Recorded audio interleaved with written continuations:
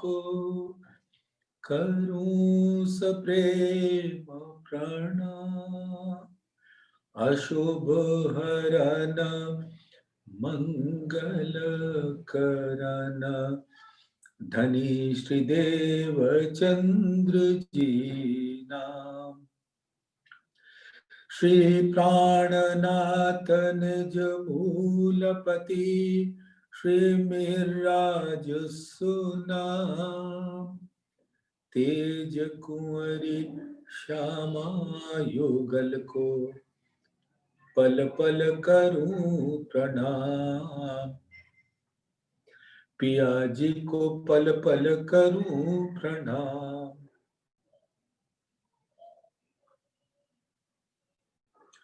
प्रथम लागू दो चरण को धनिये न छुड़ायो खिन। लाख तली लालेड़िया मेरे जीव के ही जीवन।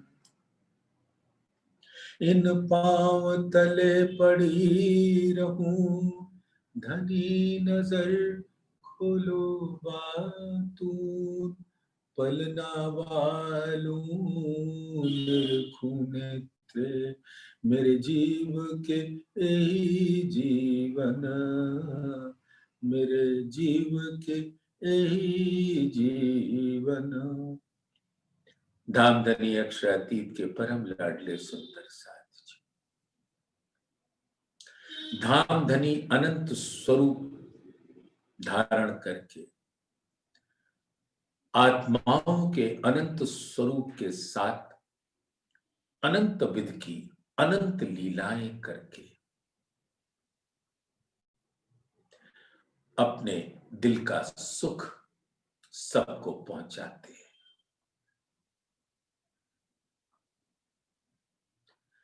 और ऐसे आनंद ग्रहण करने वाले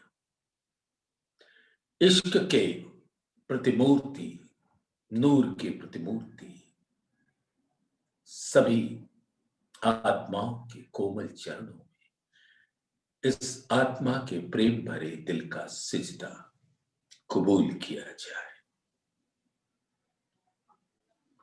प्रणाम जी सुंदर साथ, प्रणाम जी। धामधनी ने परम धाम के 25 पक्षों की लीला में तीसरे प्रकरण में अष्ट प्रहर की लीला का बयान किया। परम धाम के हर 25 पक्ष में धामधनी अपनी रूहों के संग लीला विलास करते हैं, विध विध की रामतें करते हैं और सब में सब हकीकत स्वरूप में अपने दिल का मार्फत रस पान कराते हैं। हमें पता नहीं चलता कि हम हकीकत में बैठे बैठे विध विध की रामतें करते हुए किस रस का पान कर रहे हैं। वो धामधनी के दिल का मार्फत का रस होता है।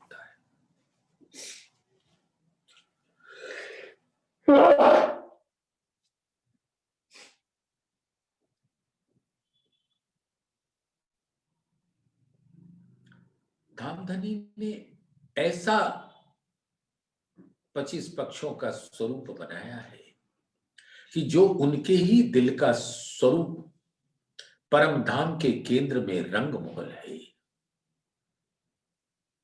जिसके अंदर उनका मार्फत और हकीकत स्वरूप पूर्ण रूप से विराजता है। रंगमहल नवभौम 10वीं आकाशी चांदनी अनंत लाल रंग का नूरी स्वरूप, मानो वो अक्षरातीत का साक्षात तन है, नूर तन है। और उसके अंग अंग में धामधनी का दिल लहराता है। इस प्रकार से ये रंग महल जो परम धाम के मध्य में है, केंद्र बिंदु है, वो धामधनी का पूर्ण स्वरूप है। तन भी है, दिल भी है। और रंग महल के अंदर होने वाली सभी लीलाओं का रसपान धामधनी ने ऐसा युक्ति से रंग महल को घेर कर चारों तरफ वन ही वन,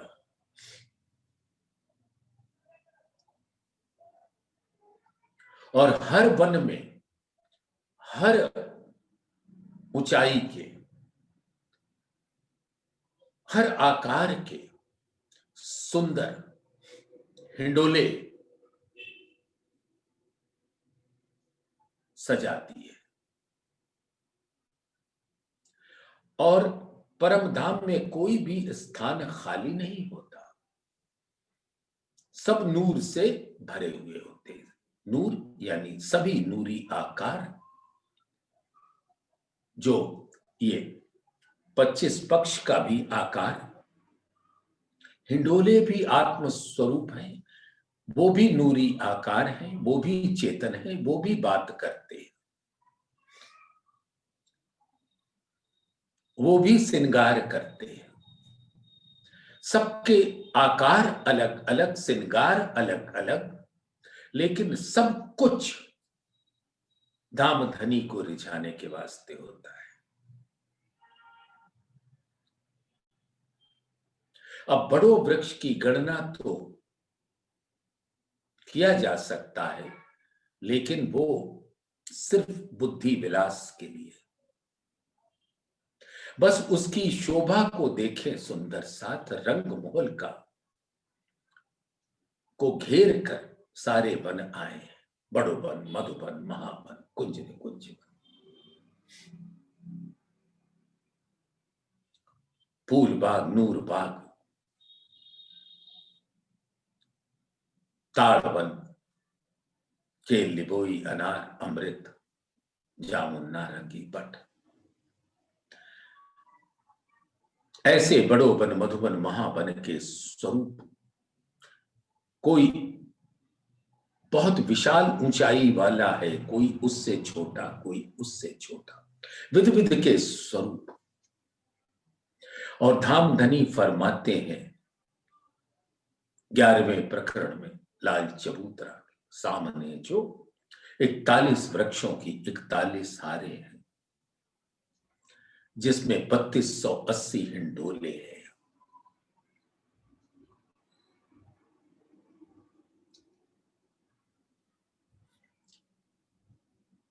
हर कतार में 40 हिंडोले, ऐसे 41 कतारों में 1640 हिंडोले। दक्षिण से उत्तर में और पूरब से पश्चिम में भी 1640। इस प्रकार से कुल हिंडोलों की संख्या 3280 हो जाती है। और उनकी चौड़ाई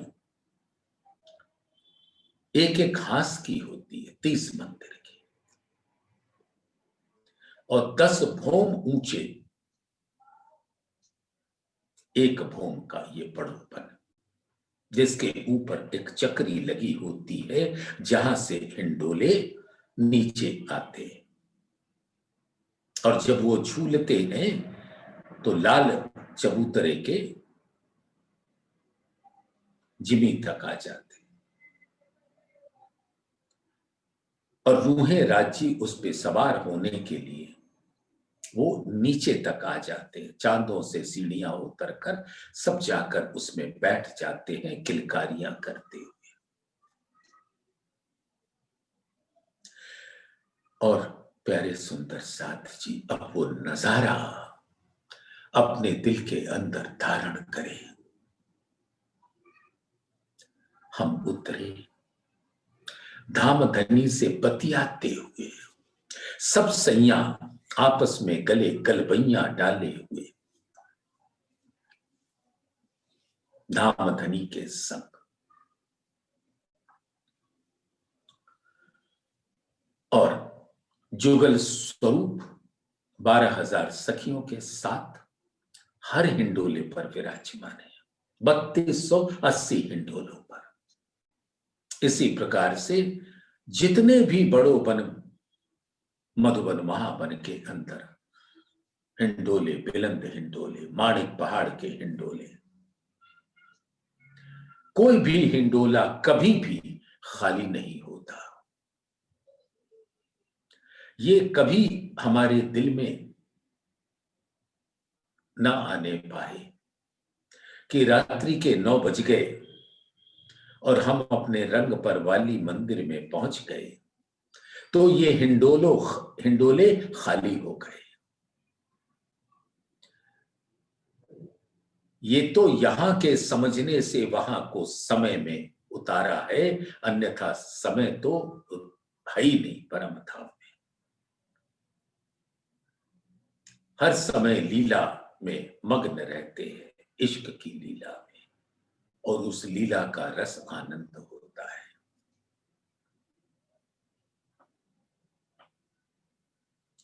तो कई हिंडोलों पर सिंहासन का स्वरूप होता है, सब सखियां जुगल स्वरूप के संग बैठे। अति विशाल हिंडोला है ये,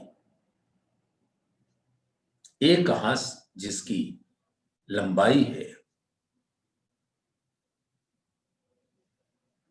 एक हाथ यानी 30 मंदिर, और एक मंदिर में बाहर वनों की तरफ एक मंदिर में 100 कोस होता है। 100 कोस माने यहां की गिनती से सिर्फ ग्राह्य करने के लिए बता रहा हूं, परम धाम की गिनती तो सिर्फ मोमिन ही जानते हैं। तो एक मंदिर में 320 किलोमीटर, और ऐसे 30 मंदिर के अंदर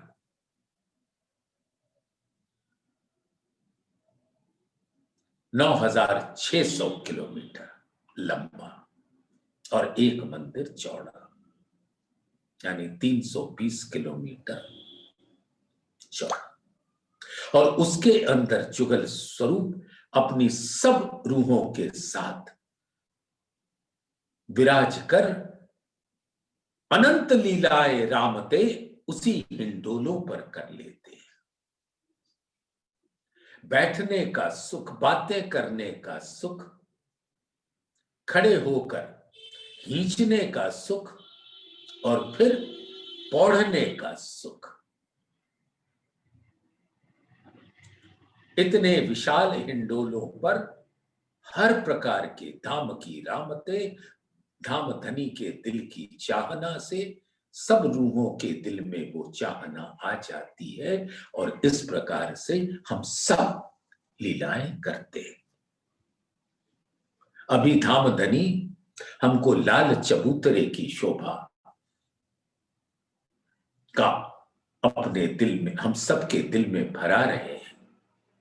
कल उसके अद्भुत स्वरूप को हमने देखा, झीला और रस लिया। आज अब आगे की हर चौपाई में धाम धनी अपने प्रेम का रस पिलाते हैं, जैसे रंग पर वाली की मार्फत। क्यों कहूं इन सुख की जो हक देत मुख बोल, क्यों देऊं निमूना इनका या को रूहें जाने तौल मोल। यानी कि धाम धनी जिस प्रकार से रूहों को रंग पर वाली मंदिर के अंदर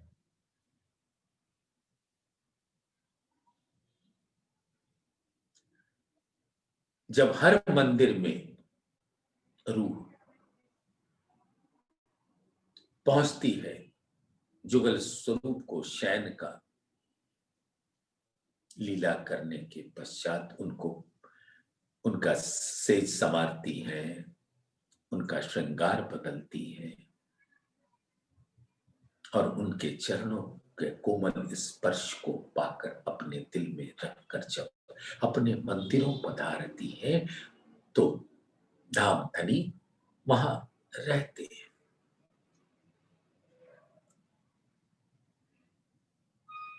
तो आपके दिल में एक विचार आ सकता है, धामधनी की कृपा से ये बात हमेशा कही जाती है कि धामधनी के मतलब जुगल स्वरूप होते हैं, लेकिन हर मंदिरों में अक्षरातीत का स्वरूप पधारता है। तो आपके दिल में स्वभावतः ही ये बात उठ सकती है कि श्यामा जी कहां गई, तो श्यामा जी अक्षरातीत के दिल में है, दिल ही तो है। और अक्षरातीत जहां भी जाएंगे अपने तन के साथ अपना दिल लेकर ही जाएंगे, और वही दिल हर रूह के अंदर होती है। तो जो रूह रंग पर वाली में विराजी, उसके दिल में ये जुगल स्वरूप की छवि 12,000 सखियों के संग विराजती है। तो वहां तो परम धाम में हर लीला जुगल स्वरूप की ही होती है। ये तो नजर का फेर होता है। यही तो नहीं पता था परम धाम में। जब रंग परवाली में धाम धनी पधारते हैं तो हमें लगता है मैं और वो, और लीला का अनंत उस उल्लास उत्साह लिए हुए उमंग से भरकर हम धाम धनी को रिझाते हैं। लेकिन अब इल्म से ये पता लगा कि हम जुगल स्वरूप को रिझा रहे हैं और मैं अकेली नहीं हूं। हम 12,000 सखियां हमारे अंदर विराज कर उस सेवा का सुखपान कर रहे हैं।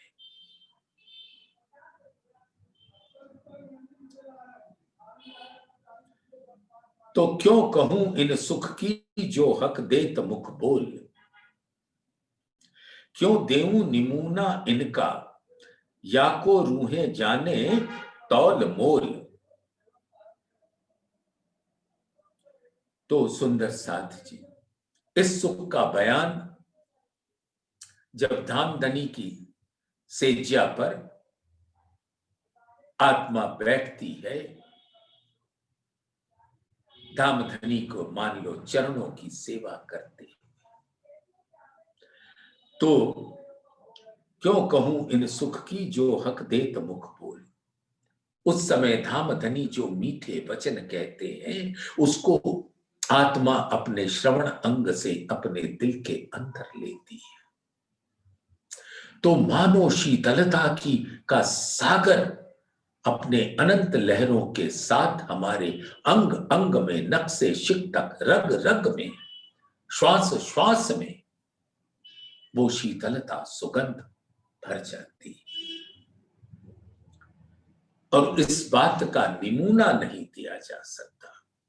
या को रूहें जाने तौल मोल, और जिनका दिल उस लीला में है, जो वहां की हैं, जो निस्बतियां हैं, जिनका वाहिदत का स्वरूप है, मात्र वही जान सकती है।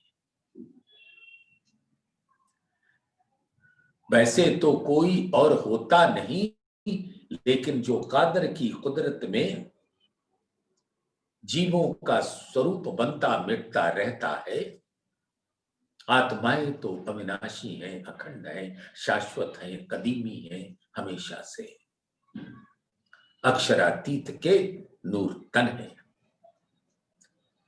लेकिन ये जो जीव है उसको ये बातें सुनकर अटपटी लगती होंगी, फिर भी जिसका दिल निर्मल होता है वो ज्ञान दृष्टि से उसको पाकर आनंदित तो होता है, लेकिन वो छवि बसती है सिर्फ रूहों के दिल में, यानी रहनी में सिर्फ रूहें आ पाती है, सिर्फ निस्बतिया वहदत आ पाते हैं, जिनके अंदर एकत्व का सागर लहराता है, वहदत का सागर लहराता है। वही धाम धनी के बोलों को का सुख प्राप्त कर सकती है। ज्ञान दृष्टि से कितना भी कहा जाए,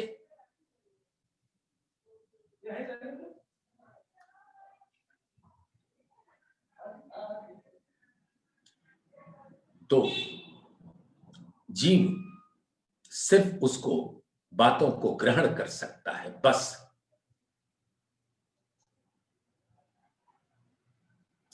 ज्ञान दृष्टि से प्रेम का कोई संचार नहीं हो पाता।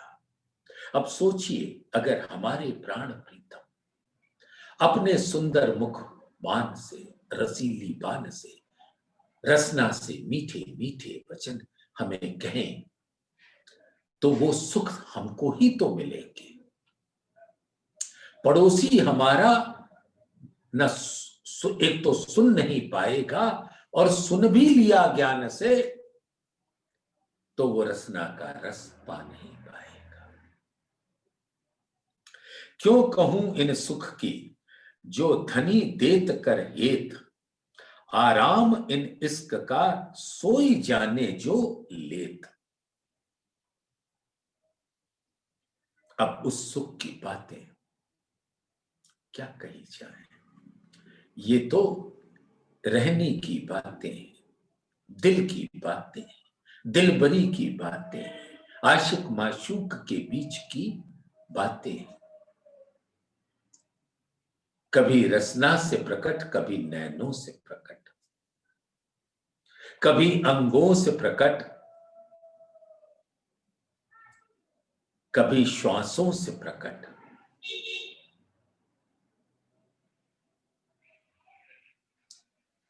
तो क्यों कहूं इन सुख की जो धनी कर देत हेत। हेत यानी लाड़। उनके दिल में इतने लाड़ हैं, हर सागर उनके लाड़ का स्वरूप है, मेहर का सागर, प्रकट रूप में लाड़ का स्वरूप। और हर सागर उतावले हो जाते हैं रूहों को सुख पहुंचाने के वास्ते, उनका दीदार करने के वास्ते, उनको अपने आगोश में लेने के वास्ते, अपनी कबाए तले हर घड़ी हर पल रखने के वास्ते ये सागर लालायित रहते हैं। क्या है वो सागर? धामधनी के दिल में लहराता हुआ इश्क का रस, जो रूहों के लिए लाड़ बनकर उफान लेता है। और उस लाड़ का जो मूल स्वरूप इश्क होता है, उससे रूहों को सराबोर करके उनको अद्भुत आराम का रस मान कराते हैं। और सोई जाने जो लेत, तो ये सिर्फ निस्बतियों का ही अधिकार है, दूजा तो कोई जान सकता नहीं। क्यों कहूं सुख सन्मुख का जो पिलावे नैनो सो, ए सोई रूहें जा नहीं, रस आवत है जिनको, रस आवत है जिनको। अब रूह, प्यारी रूह चितवन में अपनी सुरता लगाए रखो।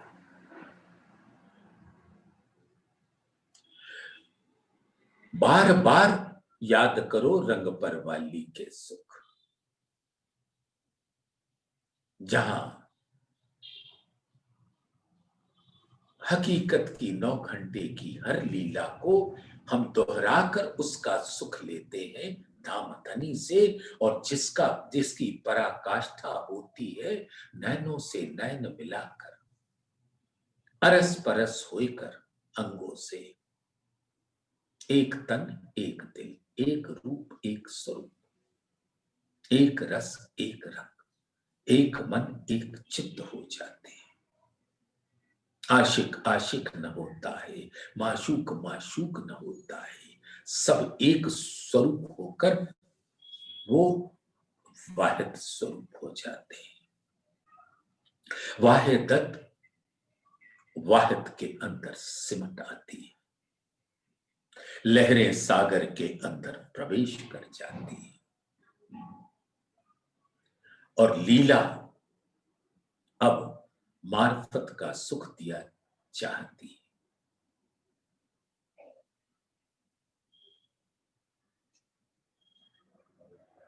तो जैसे रंग पर वाली के अंदर सेज पर जुगल स्वरूप विराजते हैं और हम रूह को वहां बिठा लेते हैं।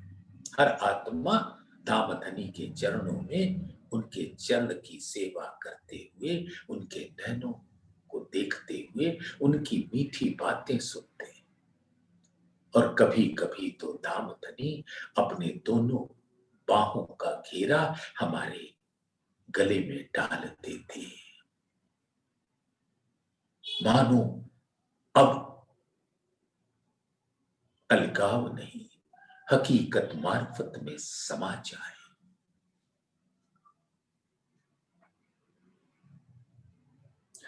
और धामधनी अपने लाड़ को पिलाने के लिए नैन द्वार रखते हैं। नैन एक ऐसा द्वार है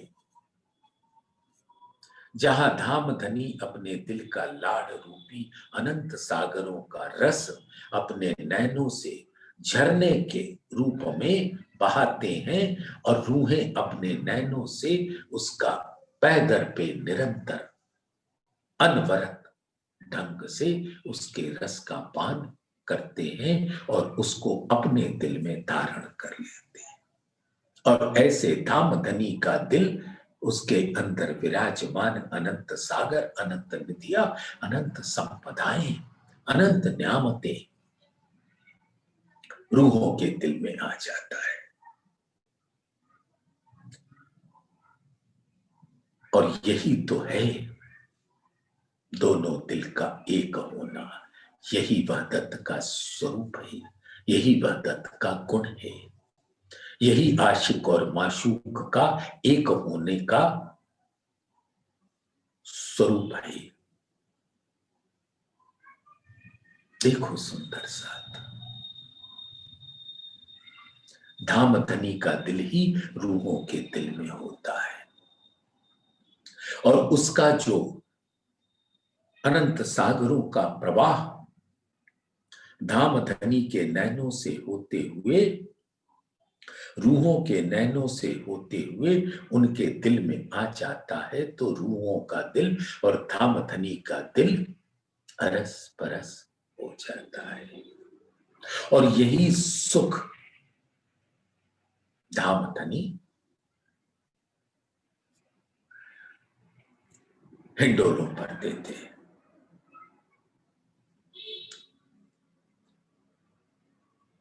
जब खड़े होकर सखियां धामधनी को रिझाने के लिए हिंडोलों को खींचती हैं,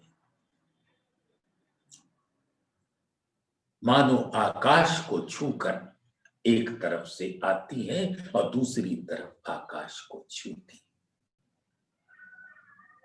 और सब स्वरूप चार ताली का सुख लेते हैं। इन हिंडोलों पर ताड़ बन लाल चबूतरे के आगे बड़ों बन के हिंडोलों की बात चल रही है।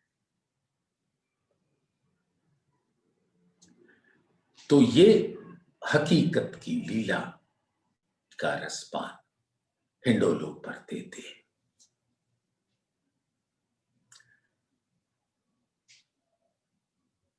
फिर जब सिंहासन के स्वरूप पर बैठकर, तो मानो चौथी भूमि के चौथे नृत्य की हवेली में सब बैठे हैं और गान बजान चल रहा है और सबका दिल मयूर होकर नृत्य कर रहा है। और फिर रंग परवाली का पौढ़ने का सुख, ये तीनों सुख एक ही क्षण में हिंडोलों पर मिलते हैं।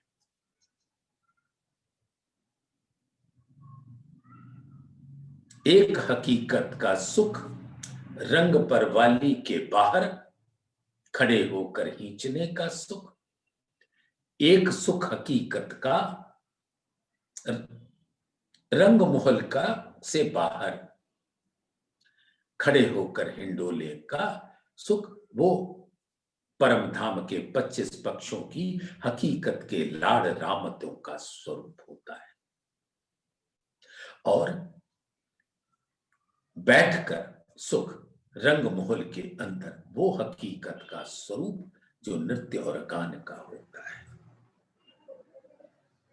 और पौढ़ने का सुख तो अद्भुत होता है, वो मार्फत का सुख है रंग परवाली का। तो दो दो हकीकत के सुख, एक रंग महल के बाहर का, एक रंग महल के अंदर का, और एक रंग महल के रंग परवाली का मार्फत का सुख। तीनों सुख धामधनी अपने नैनों से, अपने मुख से, अपनी अदाओं से रूहों को उसका रस पिलाते हैं हिंडोलों पर। हर हिंडोलों पर जुगल स्वरूप अपनी 12,000 रूहों के संग विराजते और सभी किस्म के जाति के जानवर पशु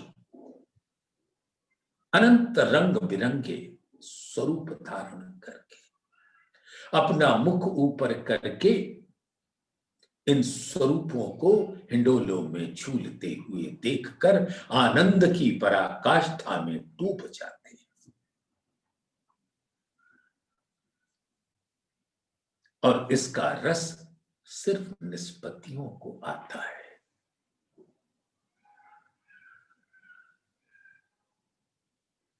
क्यों कहूं इन सुख की धनी देवे इश्क सो, ये सोई रूहें जा नहीं हक देत हैं जिनको। अब सुंदर साथ किसको देंगे? निष्पत्तियों को, जो उनके ही वहदत के स्वरूप हैं, खिलवत के रहने वाले। और इस संसार में उनकी सुरताएं आई हैं तो उनके दिल में ये इल्म से रस भर रहे हैं। तो सभी आत्माएं जब रहने की अवस्था में आ जाते हैं, ज्ञान से चलकर रहनी, यानी ज्ञान के द्वारा हासिल किया हुआ सभी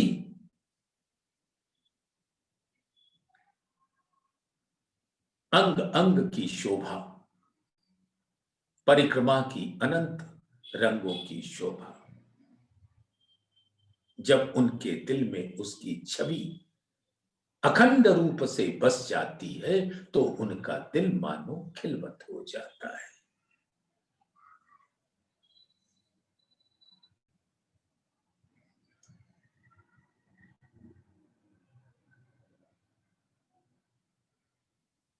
क्यों कहूं इन सुख की धनी देवे इश्क सो, अपने इश्क लाड़ से धनी इन निष्पत्तियों को वो सुख देते हैं, धाम में साक्षात। और यहां पर आत्माओं को अपने आवेश स्वरूप से देते हैं इल्म के द्वारा। और जब इल्म वो छवि को अपने दिल में अंकित कर लेती हैं ये निष्पत्तियां, तब तो उसका क्या कहना। और ये वही रूहें जानती हैं जिनकी रहनी में अब वो स्वरूप आ चुका होता है। ज्ञान इश्क का स्वरूप होकर सब रूहों के दिल में आ जाता है, इसी को कहते हैं रहनी में आना।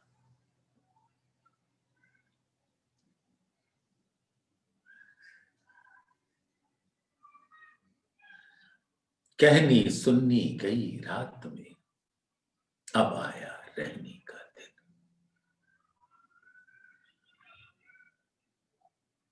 ज्ञान बहुत सुना, अब उस ज्ञान को साक्षात रूप में लेकर अपने दिल में धारण कर रहनी कहलाता है। रहनी होता ही दिल है,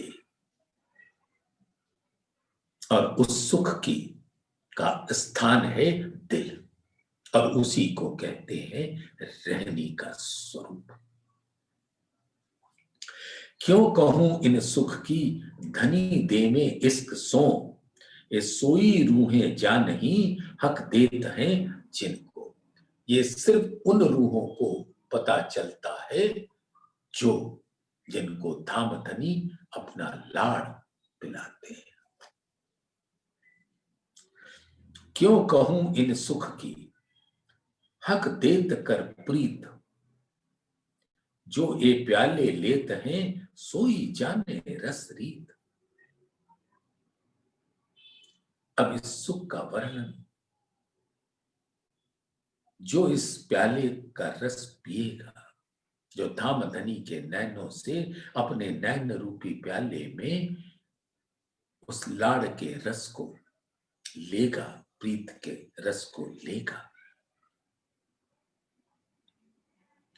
तो पीने वाला ही जानेगा कि उस रस का स्वाद क्या है, उसका आनंद क्या है। क्यों कहूं इन सुख की हक देत कर प्रीत, अब तो लाड़ उनके दिल में है, अपनी सब रूहों के ऊपर लुटाते हैं। जो एक प्याले लेत हैं सोई जाने रस रीत, वही जानते हैं जो इस प्याले को पीते हैं। यानी जब तक प्रेम में डूबा नहीं जाता, इश्क में झीला नहीं जाता, तब तक शाब्दिक ज्ञान से बुद्धि विलास तो हो सकता है, प्रेम विलास नहीं हो सकता। तो धाम की रीत ही यही है कि आशिक माशूक को अपने दिल का रस पिलाता है, और माशूक अपने दिल समेत धाम धनी के दिल में पहुंच जाते हैं।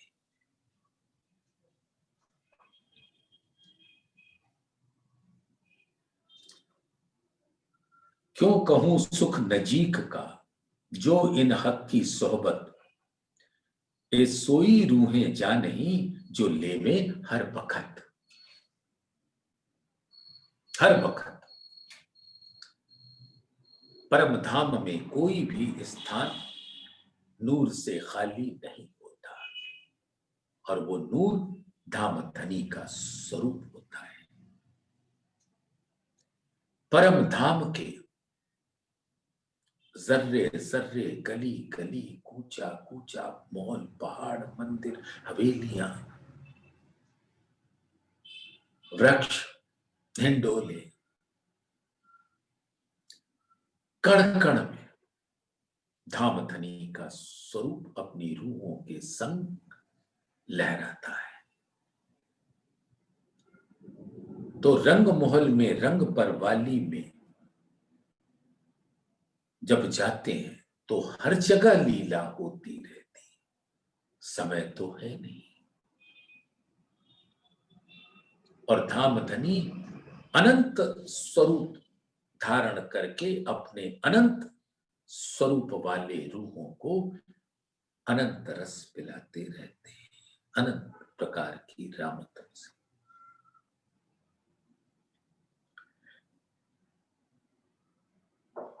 तो क्यों कहूं सुख नजीक का, हमेशा रूहें धाम धनी के नजीक ही रहती परम धाम।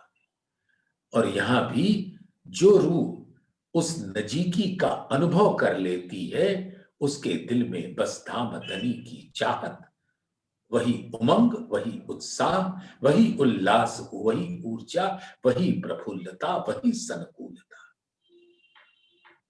यहां भी रूहों के मुख का आप हो जाती है।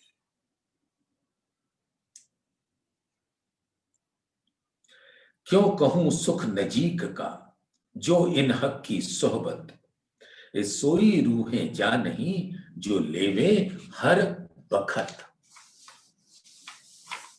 क्यों कहूं इन सुख की, जासों हक रमूज करत। अब उस सुख की क्या बात की जाए, जो धाम धनी अपनी आत्माओं को अपने दिल की मधुर बातें सुनाते हैं। रहस्यमयी, रहस्यमयी इसलिए कह दिया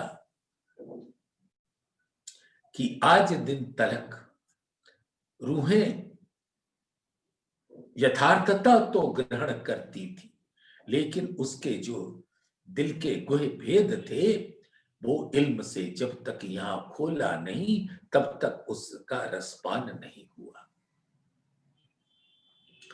तो क्यों कहूं इन सुख की, जासों हक रमूज करत। अब इल्म के द्वारा इस संसार में अपने दिल के वो रंग रस दिखा रहे हैं,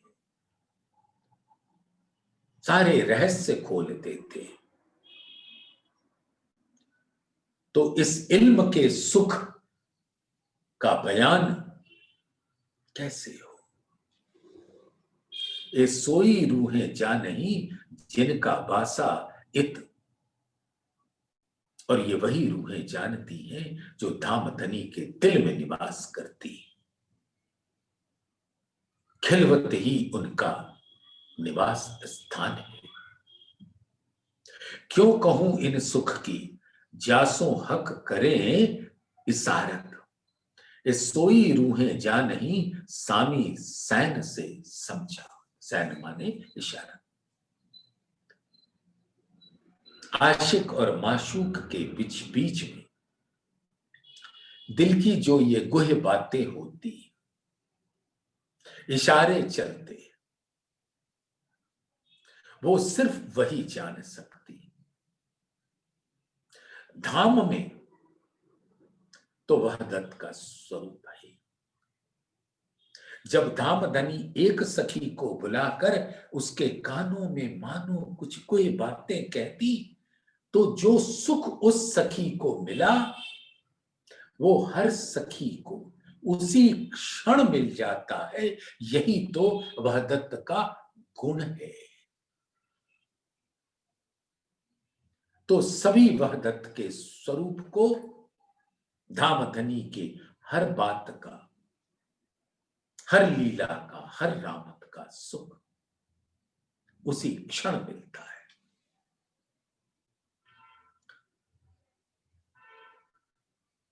तो अपने नैनों से कोई इशारा अगर वो श्यामा जी को करते हैं और श्यामा जी उस इशारे का प्रत्युत्तर अपने नैनों के इशारों से धाम धनी को करती, तो दोनों के दिल एक दूसरे के दिल से अरस परस हो के बातें करती।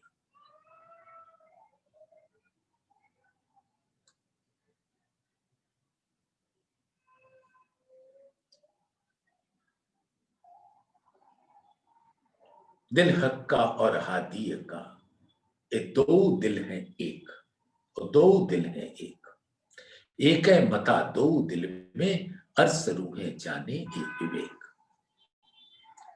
तो जैसे जैसे श्यामा जी और राज जी के बीच में ये जो नैन के सैन की इशारतें चलती रहती हैं, वो सब रूहों के दिल में आ जाती है, क्योंकि सभी रूहें श्यामा जी के दिल में, श्यामा जी राज जी के दिल में।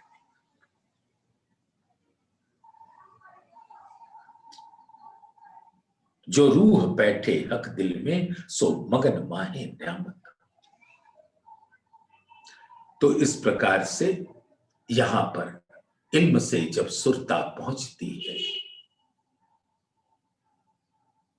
तो जुगल स्वरूप के बीच में जो रस का आदान प्रदान होता है सब सखियों को मिल जाता है।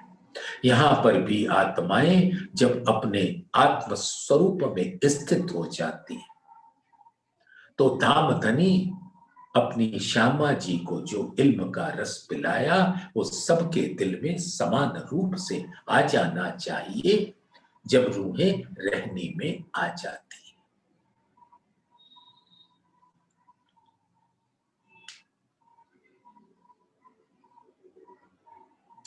और इल्म से सामी सैन से समझावत अपने दिल की सब बात इशारों इशारों में बता दिया। बस फिर क्या, फिर तो रस ही रस, आनंद ही आनंद। इल्म का रस ही तो इश्क हो जाता है और इश्क का रस ही तो आनंद हो जाता है। क्यों कहूं इन सुख की जो हक देत दायम, दायम यानी हमेशा। क्यों कहूं इन सुख की जो हक देत दायम, ए सोई रूहें जा नहीं जो पिए शराब कायम। तहुरा अखंड रूप से अनवरत पैदर पे निरंतर हक के दिल का लाड़ के अंतर विराजमान अनंत सागरों का स्वरूप जब धामधनी अपने नैनों से रूहों के नैनों के द्वारा उनके दिल में पहुंचाते हैं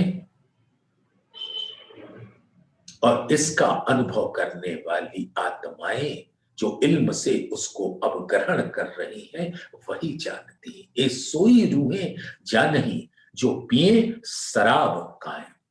इस संसार में वही इश्क का स्वरूप इल्म के रूप में प्रकट होता है और जिसने इस इल्म के अंदर धामधनी का स्वरूप देखा, उनके अंगों को देखा, उनके श्रृंगार को देखा, उनकी रामतों को देखा, उनकी बातों को सुना, उनके नैनों से रस को पिया, उनकी मधुर आती जाती श्वास के सुगंध को ग्रहण किया, सिर्फ मात्र वही रूहें जानती। क्यों कहूं इन सुख की जासों हक करत हैं हास, ये सोई रूहें जा नहीं जो लेत खुशाली खास। अब जब धामधनी विद विद की रामतें करते हैं तो हर रामतें इश्क की होती है और इश्क का रस आनंद होता है और आनंद का इजहार हंसी में होता है। तो क्यों कहूं इन सुख की जासो हक करत हैं हास, इश्क से इस संसार में इल्म से इश्क, इश्क से आनंद और आनंद से दिल के अंदर उमंग, वो उमंग परम धाम में सुंदर हंसी का स्वरूप होता है। तो आनंद का इजहार हंसी में होता है। तो इश्क का रस आनंद और आनंद का रस आप कह सकते हैं इजहार हंसी का,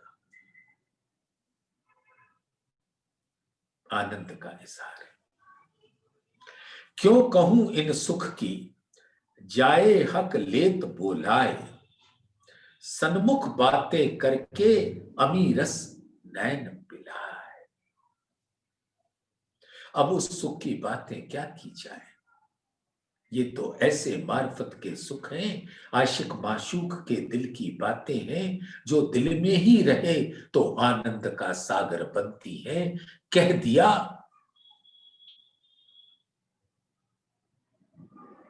अपनों के बीच कहा वह दत्त के स्वरूपों के बीच में कहा तो अद्भुत, और संसार में यहां जाहिर कर दिया तो प्रश्नवाचक चिन्ह हो जाता है।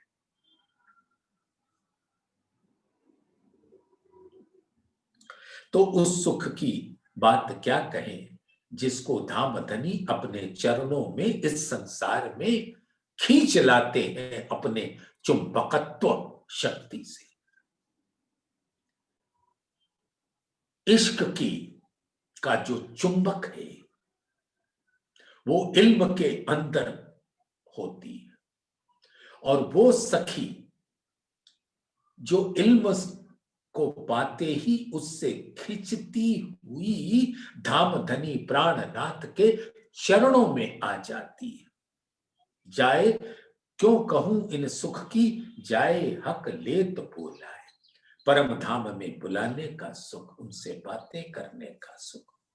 और यहां पर धामधनी इल्म के चुंबकत्व शक्ति से जब आपको निस्बतियों को खींचते तो वो मंत्र मुग्ध सी, मानो इंसोमनिया की पेशेंट हो। इंसोमनिया होता है कि निद्रा में जब कोई चलता है तो ये तन तो मानो स्वप्न का स्वरूप है, लेकिन वो इस इल्म से ऐसे खिंचता हुआ चला जाता है कि अपने गंतव्य पे पहुंच जाएगा। यही तो हाल है धामधनी के चरणों में आने का, जिनका साक्षात स्वरूप सुंदर श्री परनामिने सुंदर श्री कुम्मट जी के अंदर विराजमान है। हमें छोड़कर कहीं नहीं जा सकते, और उनके इल्म का चुंबकत्व प्रभाव सभी निस्बतियों को स्वभावतः ही खींच लेती, क्योंकि यही लोहे के वो बुरादे हैं जो इस चुंबक से खींची चली जाती। लकड़ी के बुरादे तो अग्नि में जल के खाक हो जाएंगे। ऐसे कई तन हैं जो अग्नि में जलने को बैठे हुए हैं, लेकिन आत्माएं इस इल्म के चुंबक से खिंचकर चली जाती है।